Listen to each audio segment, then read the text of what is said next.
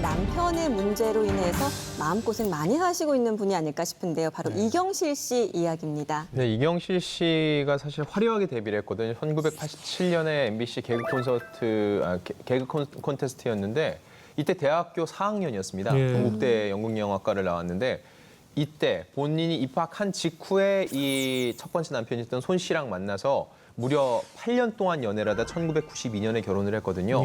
그리고 이 남편이 사실 방송 출연도 잦았어요. 많이 했죠. 네, 아마 그런 식으로 가족이 엔터테이너로 활약한 건 거의 1세대일 거예요.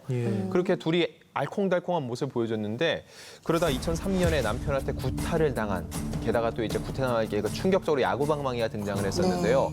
이 사건 직후에 파경을 맞았는데 결혼 11년째였거든요. 근데 그 전에 연애를 8년 동안 했으니까 거의 20년 가까이 이어온 인연이 이때 종지부를 찍게 된 거예요. 무엇보다 이 남편이 아내인 이경실 씨에게 폭력을 휘둘렀다는 사실이 굉장히 우리에게 충격적이었잖아요. 그렇습니다. 사실 사건 당시 이경실 씨가 최고의 전성기를 구가했다고 볼 수 있거든요. 그러니까 최고의 개그우먼으로서 또 최고의 MC로서 당시 진행하던 방송만 5개였습니다. 그러니까 각 3, 4 방송을 종횡무진 맹활약을 했었는데 이 문제가 불거지면서 이제 모든 방송에서 내려오는 그런 일을 겪었는데요.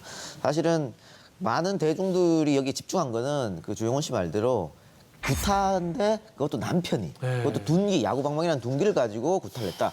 이것 때문에 큰 문제가 됐죠. 그래서 실질적으로 사실은 이경실 씨가 병원에 입원했는데 가벼운 부상이 아니고요.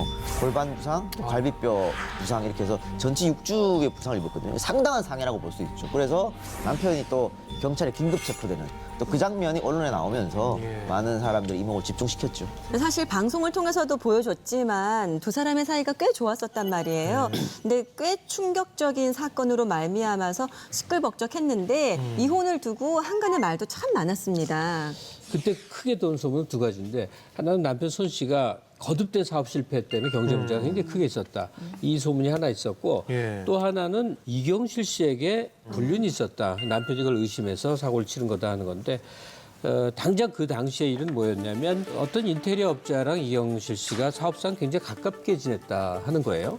그런데 남편에게 얘기하지 않고 필리핀 여행을 이경실 씨가 떠났어요. 5일간에. 돌아와서 여행이니까 피곤해서 집에 누워있는데 남편이 들어와서 그냥 다짜고짜 말없이 야구방망이를 마구 휘둘러갖고 전치 6주를 만들어놨어요.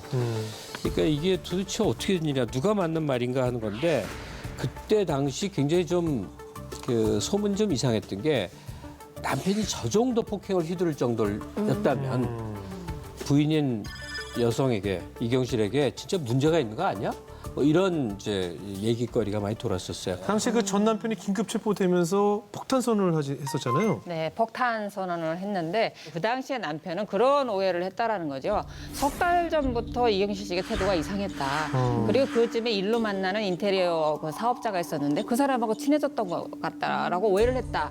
그래서 한 달 동안 서로 말도 없이 싸우고 대화 단절 상태에서 지냈는데 말씀대로 필리핀으로 훌쩍 가버린 거예요. 이제 그 얘기를 딱 하고 나니까 사람들이 그럼 평상시에 이 남편은 의처증 환자 아니냐 이런 의혹을 제기를 했는데 이경실 씨가 그 부분에 대해서는 의처증 환자는 아니다라고 해명을 했습니다. 그 후에 손 씨는 어떤 처벌을 받게 됐나요? 일단 부부 사이의 오해는 풀렸지만 사안이 너무 컸습니다. 그래서 손 씨는 징역 1년 6월에 집행유예 3년 그리고 사회봉사 400시간을 선고를 받았는데요. 당시 판사가 그 판시한 내용을 보면은요, 거실에 장모와 아이들이 있는 상태였고 그런 상황에서 무방비로 방에 있던 이경실 씨를 일방적으로 폭행하는 건 이거는 도무지 상식으로 판단이 안 된다는 거예요. 근데 어떤 게 또 가만히 됐냐면은 유명인의 남편으로 살면서 정신적 고통이 있었을 것이고 또 오해를 살 만한 또 사건이 있었고 그리고 무엇보다 이경실 씨가 처벌을 원치 않기 때문에 실질적으로 이렇게 형을 살긴 하지 않았다고 얘기를 했고요.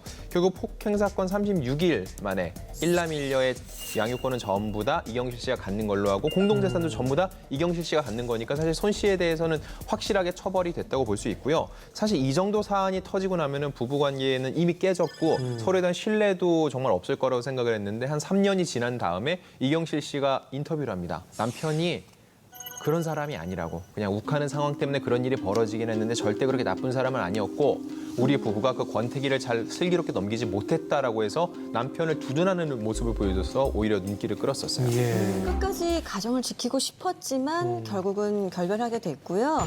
또 몇 년 후에는 재혼해서 다시 가정을 만들었잖아요. 예. 둘이 이혼한 게 2003년.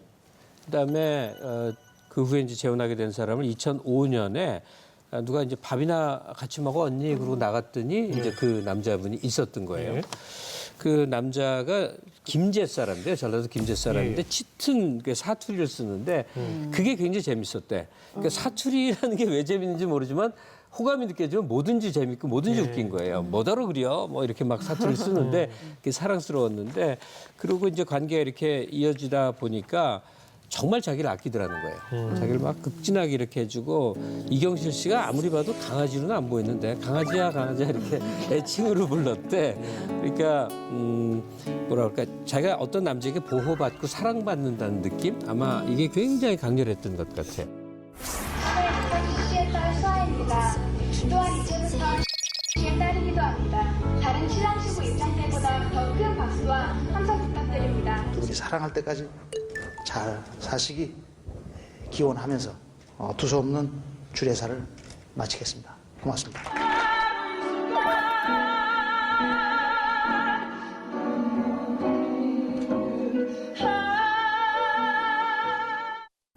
다시 그 재혼했던 남편이 어떤 사람으로 알려져 있나요? 남편 최 씨 역시 이혼 전력이 있어요. 네. 전처 사이에 아이 둘이 있는데 이건 전처가 전부 다 키우고 있고요. 결국은 이경실 씨의 그 양육권을 가진 두 아이랑 최 씨랑 4명이서 이제 한 가족을 이뤘거든요. 예.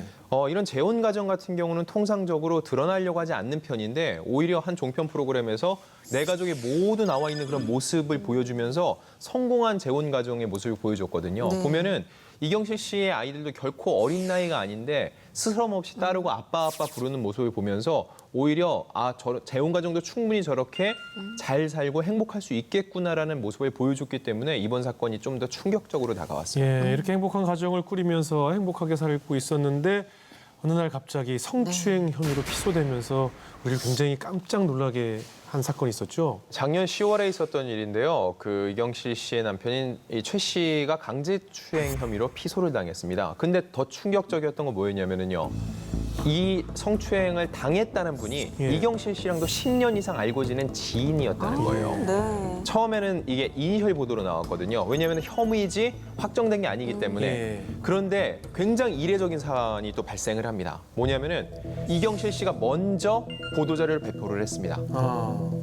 우리 남편은 그러지 않고 절대 그럴 사람이 아니고 시시비비를 분명히 가리겠다라고 강경 대응을 하면서 실명을 먼저 공개해버렸어요. 그때부터 기사들이 쏟아지고 이 사건이 일파만파 번지기 시작했어요. 김현영 씨가 사건 직후에 이경실 씨 만나뵌 적이 있다면서요?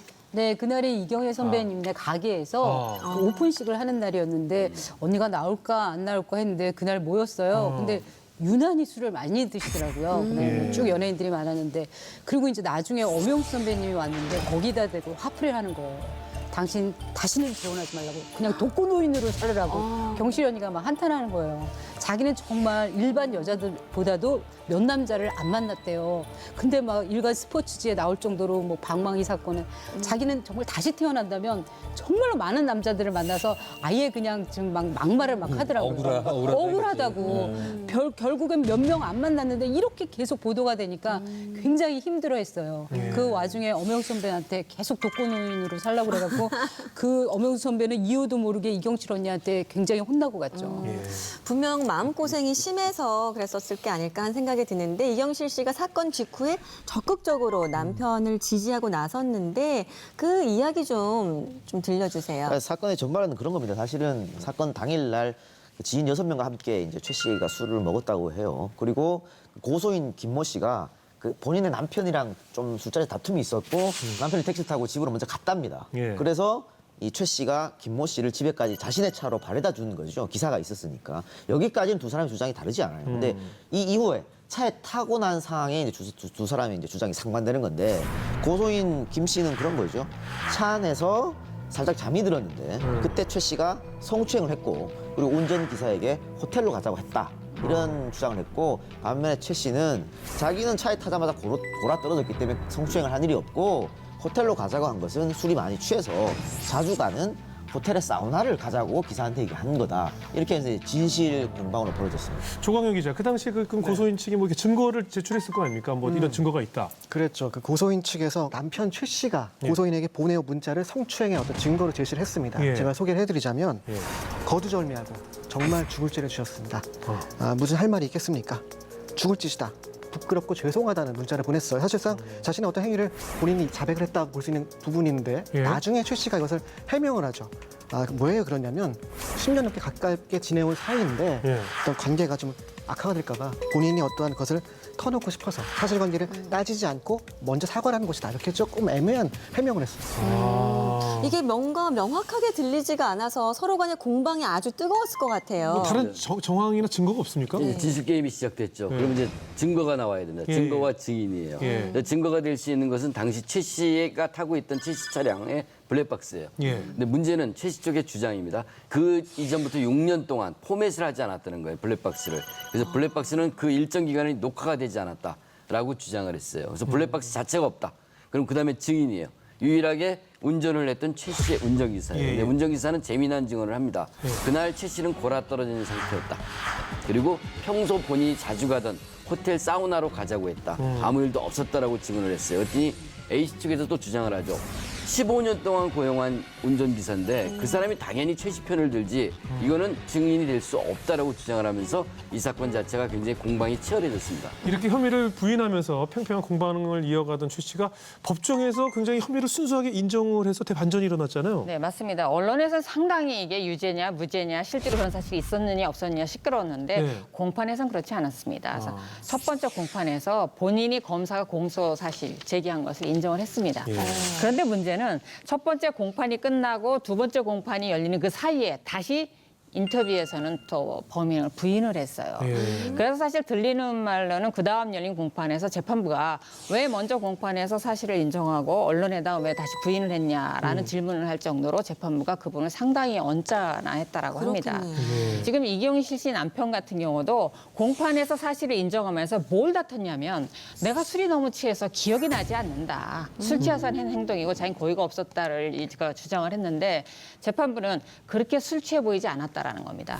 첫 번째, 나올 때 술값 계산 본인이 했다. 그다음에 앞자리에 탔다가 자유로 뒷자리로 옮겨갔다. 그다음에 은행에서 가던 중간에 호텔로 목적지를 변경해라. 이런 말들을 다 할 만큼 의식이 있었다라는 거여서요. 전에 성추행 관련해서 전과가 없었음에도 징역 10월이라는 실형이 떨어지게 됩니다. 그래서 1심 공판에서는 사실 그 불구속 상태에서 재판을 받다가 이렇게 유죄 판결이 나오면 법정에서 바로 구속됩니다. 그래서 지금 현재 구속된 상태에서 항소 재판 중입니다. 이렇게 법정에서는 계속 진행 중인 사건인데 고소인은 그 사건 이후에 어떻게 지내고 있어요? 이 고소인은 아무래도 오랫동안 알고 지낸 또 남편의 친구한테 성추행을 당했으니까 얼마나 정신적 충격이 컸겠어요. 그래서 수면 유도제를 30알을 한꺼번에 삼키면서 극단적인 생각도 했었다고 하고요. 무엇보다 화가 났던 부분은 이제 이경실 씨가 이제 반성을 하기보다는 이 보도자료를 통해서 했던 내용 중에 이런 게 있었어요. 10년 넘게 사업 자금을 대줬고 지난 5월에도 돈을 빌려줬다라고 해서 마치 금전 관계 때문에 이 문제가 이렇게 불거진 것처럼 얘기를 호도했다는 거. 이 부분에 굉장히 기분이 나빴다고 얘기를 하고 있고요. 오히려 이게 돈을 빌린 건 맞지만 자기들이 900만 원을 빌렸다가 1000만 원으로 되갚아줬다 얘기를 했어요. 그리고 이번 사건에 대해서 어떠한 합의 의사도 없고 만약에 집행유예가 나오면은 2심, 3심 끝까지 가겠다라는 입장을 고수했습니다. 이 재판이 진행되면서 남편 최 씨에 대한 새로운 사실들이 또 언론에 굉장히 공개가 됐었잖아요. 조금 놀라움을 줬죠. 왜냐하면 이경실 씨의 두 번째 남편인 최 씨가 법적 처벌을 받은 사례가 15번이나 돼요. 뭐 사기죄라든지 뭐 여러 가지가 있습니다. 그러니까 이 사건이 그렇게 곱게 보이지 않게 해도 됐고 하여간 이경실 씨라는 사람의 인생에 대해서 참 안타까워하는 시선이 많아졌습니다. 이제 취재 과정 중에 그 남편 최 씨에 대한 실언된 정보가 좀 들어왔습니다. 마침 또 최 씨를 잘 알고 있다는 분들이 계셔서 이제 말씀을 쭉 들었죠. 당시 이제 이경실 씨가 재혼할 때 남편분을 언론에 소개하기를 뭐 사업가다라고 소개했어요. 뭐 건축 관련, 뭐 시행 관련하는 사업가다라고 이제 애돌려서 표현을 하셨는데 유흥업소가 주 본업이었어요. 그래서 그 이제 구체적으로 말씀드리자면 규모가 크진 않아요. 이제 단란주점이라고 표현을 하는데 자그마한 주점을 운영했었고 실제로. 근데 지금은 운영을 접었습니다. 지금은 이제 구속된 상태인데 어쨌든 구속되기 전까지 아주 오랫동안 유흥업소를 운영했었고요. 이제 출발은 고향에서 상경을 해서 웨이터 생활을 시작했어요. 그래서 웨이터 생활을 하면서 술집을 이제 다니면서 그때부터 자수성가형이죠. 어쨌든 뭐 이게 뭐 폄하할 일은 아니죠. 어쨌든 그래서 언론에 알려진 건 좀 다른 직업을 가진 분이었다라고 알고 있습니다. 사실 남편 최 씨가 혐의를 인정하면서 이경실 씨가 이제까지 보여왔던 태도가 있었잖아요. 안타까움도 있고 비난도 동시에 쏟아지고 있는 것 같아요. 그렇죠. 특히 그 이경실 씨가 보도자료 내용을 보면은 남편은 절대 그런 일 없고 난 남편을 믿는다라는 내용이 굉장히 강력했는데 네. 결국 이게 사실이 아닌 걸로 드러났잖아요. 그거에 대한 비난 여론이 높았거든요. 그런데 저는 생각을 하는 게요. 이경실 씨도 그 상황에 모르잖아요. 당사자 현장에 없었으니까. 남편한테 물어봤겠죠. 사실대로 얘기해. 남편이 얘기했을 겁니다. 나 정말 그런 적 없고 나 믿어줘라고. 그때 아내가 남편을 믿고 그렇게 얘기하는 건 어찌 보면 당연한 거 아닐까 싶어요. 그래서 저는 이경실 씨의 마음은 충분히 이해를 하고 결과는 이렇게 나왔지만 이경실 씨 자체를 비난하는 건 아닌 것 같아요. 이경실 씨 심정은 다들 동감할 겁니다. 네. 남편한테 물어봤는데 아니라니까 네. 부인 입장에서 미화된 건 맞죠. 네. 근데 대중들은 왜 이경실 씨한테 비난을 많이 했냐면 그 뒤에 행동이 좀 경솔했다는 거예요. 그러니까 뭐 인터뷰 요청이 당연히 오겠죠. 그러면 수사 중이니까 지켜보겠다. 남편을 믿는다. 이 정도만 했으면 되는데 자기 남편은 죄가 없다고 얘기합니다. 그러니까 피해자는 내버려두고 계속해서 언론을 얘기했거든요. 이러다 보니까 대중들의 비난이 남편보다는 또 이경실 씨한테 몰리는 그런 상황이 갔어요. 사실 뭐 이번 사건으로 누구보다 가장 힘든 시간을 보내고 있을 분이 바로 이경실 씨가 아닐까 싶습니다. 최근에 근황 소식 들은 건 없나요, 김혜영 씨? 최근에는 좀 여행을 다니신대요. 국내에 좀 조용한데 여행을 다니고 그 사우나 같은 데서 사우나를 하다 보면은 이 호불호가 가려져요. 그러니까 이경실 씨나 조혜련 씨는 굉장히 좋아하는 사람이 있는 반면에 굉장히 세서 또 반대파가 있더라고요. 근데 사실은 경실이 언니는 굉장히 마음이 따뜻한 사람인 게 뭐냐면 그 정선희 씨, 안재환 씨 그 사건 났을 때도 제일 먼저 모금 운동을 하고 그거 누가 손 뻗기가 굉장히 어려운 센 사건이었잖아요. 그래갖고 그 정선희 씨를 다시 살리기 위해서 모금 운동도 앞장서고 하고 정말 의리 있고 좋으신 분인데 이 남자복이 없는 게 너무 안타까운 거예요. 물론 저도 할 말은 없지만 좋은 일로 이렇게 이경실 씨 얘기를 했으면 참 좋았는데 얼마나 순수하고 착했었냐면 대학교 4학년 때 이제 개그우먼으로 들어왔는데 항상 그 출연료가 나오면 엄마한테 전화를 합니다. 엄마 이번에는 그 어디 뭐 폭소대책자하고요 청춘만세하고 이렇게 나오고 그랬으니까 항상 전화하고 너무 참 괜찮은 후배더라고요. 그래서 야 눈여겨봤죠. 제가 이제 이경실 씨를 그래가지고 한 번은 제가 고백을 했죠. 경실아, 시간 한번 내주라. 그래가지고 이태리 식당 가서 지갑 꺼냈지?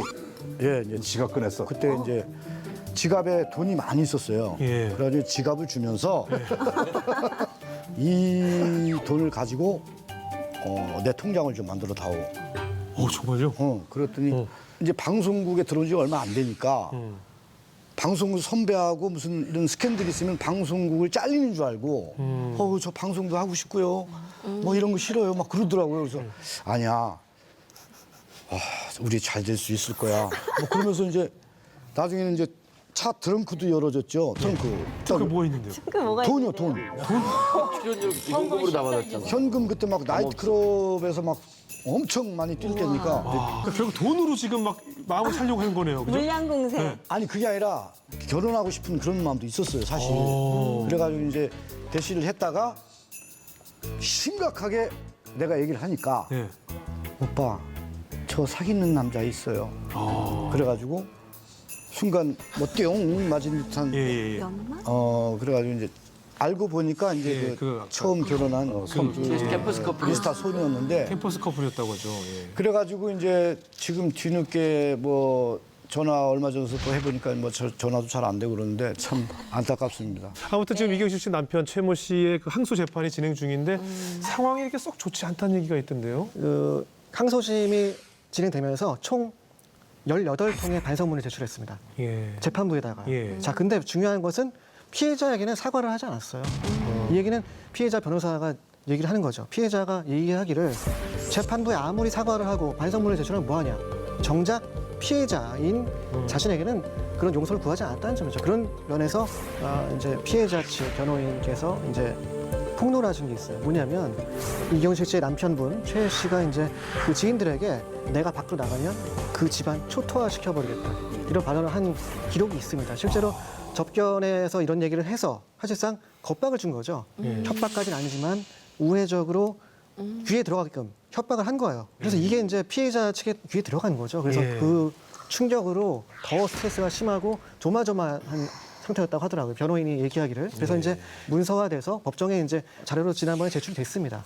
양형 자료로 제출됐기 때문에 이것이 어떠한 혐의를 따지는 부분이 아니고 형량을 좀 더 과중하게 할 수 있는 결정적 요소가 될 수 있다는 점에서 일단은 9월 달에 선고가 예정 중인데 징역 10월보다 더 플러스 알파가 될 확률이 굉장히 높다고 저는 생각합니다.